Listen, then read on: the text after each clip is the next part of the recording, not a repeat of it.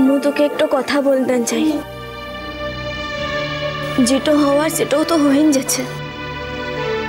নিজের মনটাকে এখন এখন শক্তটা কর, যেটা হচ্ছে সেটাকে মেনে নে। এখন তো কিছু কিছু বদলাই যাবে ক্লাবন। তুই যদি এমন করে থাকিস তাহলে তো বাকিদের আনন্দটা নষ্ট হবে। সেটা করে তো কোনো লাভ হবে ক্লা মিঠাই।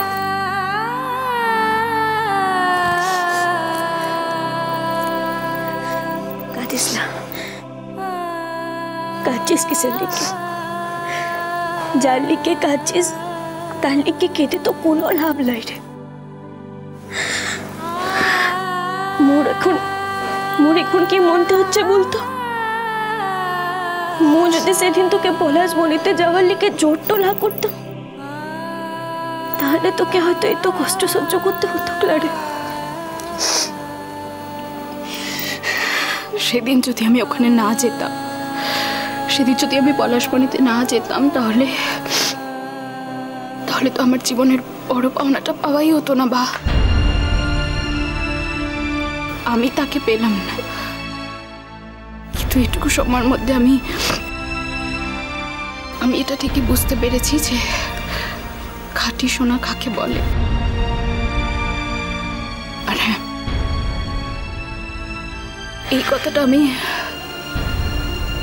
কখনোই ভুলবো না যে আমি আরো একটা ভালো জীবন পেতে পারতাম। এটা যখন বুঝতে পেরেছিলি তাহলে সাহসটা কিসের লিখে দেখালিলা?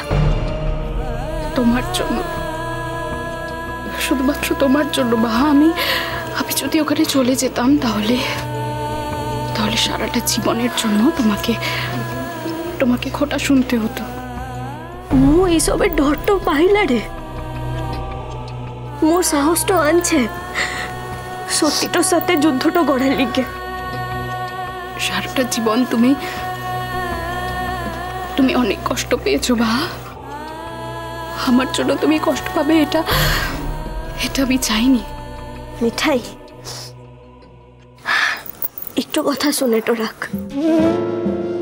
মুখে যদি কেউ দয়ার পাত্রটা মনেটো করে সেটা তো ঠিক না, তাহলে তো মু দয়ার পাত্রটা সকলকে ভাবতে তো পারি। কিন্তু মু কি ভাবিক বলতো? কাউকে দয়া করাটা অন্যায় কাম। এই সকল কথা ছাড় কিনা, মু যেটা বলছিলাম, এখন মনটা খারাপ করে থাকিস না রে। দেখ, তোর বরের লোকগুলান যদি তোর এমন মুখটা দেখে তাহলে তো তাদের মনতে সন্দেহটাও জাগবে। তাদের মনতে সন্দেহটা করে কি লাভ বলতো? আমি পারছি না। আমি অনেক চেষ্টা করেছি বা, কিন্তু আমি কিছুতেই পারছি না। ওর মুখটা না সবকিছু আড়াল করে আমার চোখের সামনে বারবার দাঁড়াচ্ছে। আমি কিছুতেই পারছি না। আমি জানি এসব ভেবে কোনো লাভ নেই, তাও আমি মিঠাই শক্তটা হোক কিনে। এখন শক্ত হওয়া ছাড়া কোনো উপায় নাই। জানো তো বা, একটা কথা আমি আজ বুঝেছি।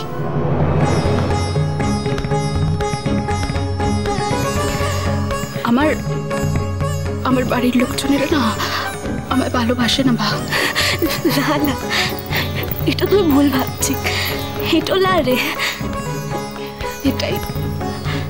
ওরা যদি আমাকে ভালোবাসতো তাহলে ওরা আমার মনের কথাটা ঠিক বুঝতে পারতো।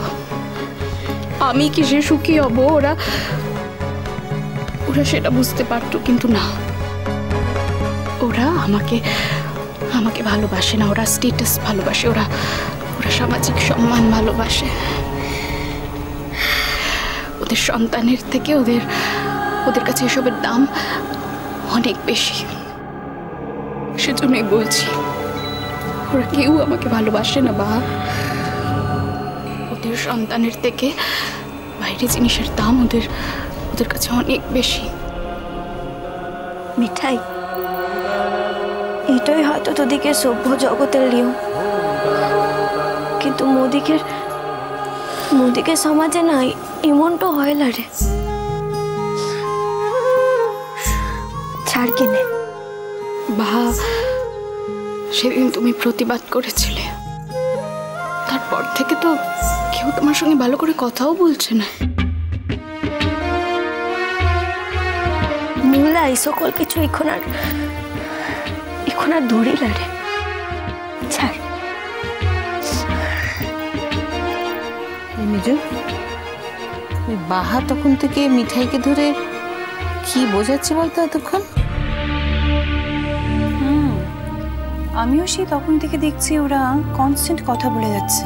কি এত কথা বলছে গো? কি জানি বাবা, আমার মনে না খালি গুডাক ডাকছে। চোখে চোখে রাখতে হবে বুঝলি, ভেতরে ভেতরে কি প্ল্যান আটছে তো বলা যায় না। না ওমা, সে কি গো, কি বলছো দিদি ভাই? ওদিকে তো গায়ে হলুদের খেলা চলছে। আস্তে আস্তে বাবা, আজকের রাতটা না ভালো ভালো কাটলে বাঁচি। জানিস মেজো, আমার না কেমন ডান চোখের পাতাটা সমানে কাঁপছে। দিদি ভাই, তুমি এসব কথা বলছো? এতদিন ধরে তুমিই তো আমাদের মনে সব বল ভরসা জুগিয়েছো, আর এখন যদি তুমি এগুলো বলো। না না না, শুনো না মেসি ভাই, আমার মনে হয় না ওরকম কিছু হবে। দেখো, আমার মনে হয় ওরা এমন কিছু করবে না যাতে আমাদের বাড়ির মাথা হেঁট হয়ে যায়। হাস, একটা কথা বুঝছো না কেন? কিছু করার হলে তো আগেই করতো, বিয়ের আগের রাত অব্দি অপেক্ষা ধরি না করতো। জানি না রে, আমি না এখন বাহাকে এক বিন্দুও বিশ্বাস করি না। সেদিন মুখের ওপর যেভাবে কথাগুলো বলল, আমার না কানে খালি ওই কথাগুলো ওর বাজে, জানিস। আর খালি মনে হয়, আচ্ছা এই বাহা কি সেই বাহা? সত্যি তো, সেদিন যে কথাগুলো ও বললো অর্চি নাকি ওর যোগ্যই নয়, ওর থেকে অনেক ভালো ছেলেও পেতে পারত, বললো তো। দিদি ভাই, আমি অনেকবার বলেছি কমলিকা অনেক অনেক ভালো মেয়ে ছিল। আমরাই বরং ওকে ঠকিয়েছি, বঞ্চিত করেছি। আর ও যা করেছে না, অর্চিকে ভালোবেসেই করেছে। সত্যি কথা বলতে কি, সেদিন তো কমলিকার কোনো দোষও ছিল না, বলো। আমার কি মনে হয় জানিস, যে এতদিন বাহা ওর যে ভালোটা আমাদের দেখিয়েছে, সেটা কিন্তু ওর আসল নয়, ওটা ওর দেখানো। তা না তো সেদিন অত বড় কথাটাও বলতে পারতো মুখের উপর।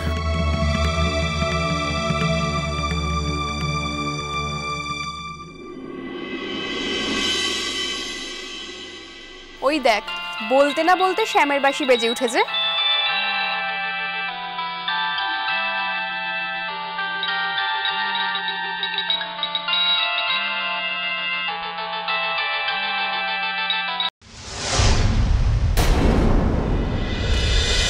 মিষ্টি কুটুম মিষ্টি কুটুম মিষ্টি কুটুম।